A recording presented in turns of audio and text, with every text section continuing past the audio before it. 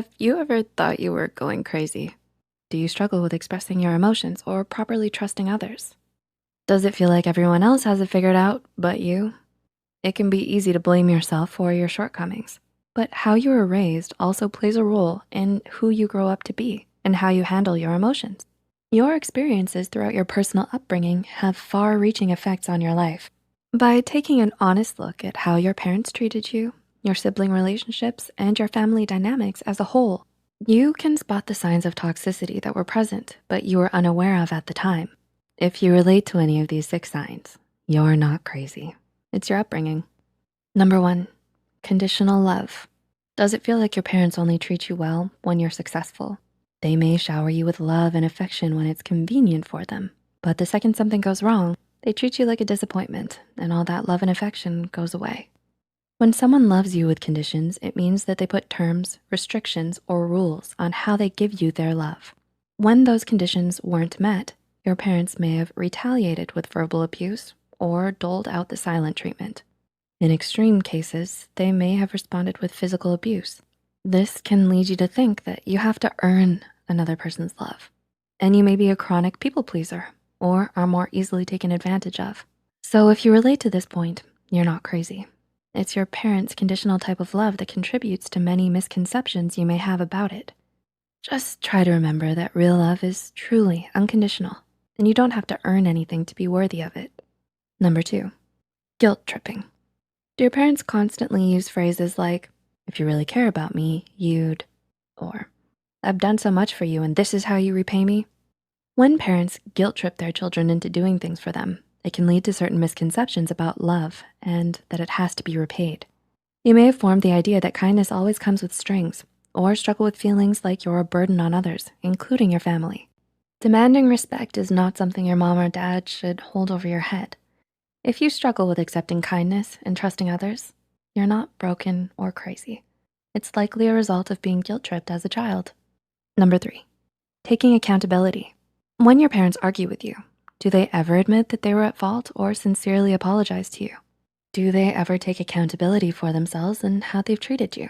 Some parents struggle to admit when they're at fault, especially as you are younger than them.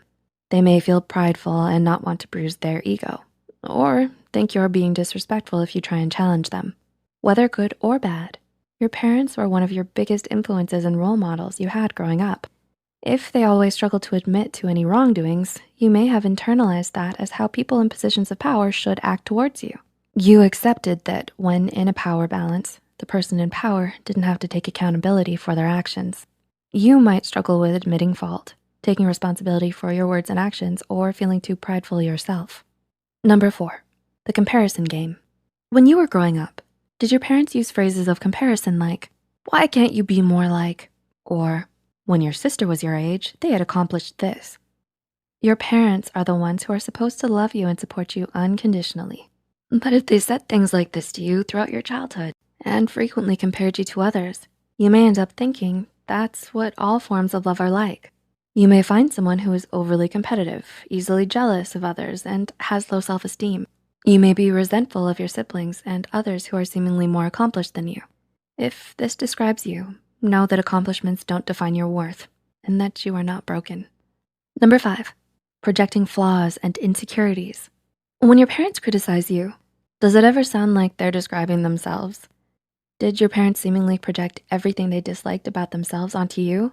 This could be a way to deflect and actively avoid their own flaws because they simply don't want to face them.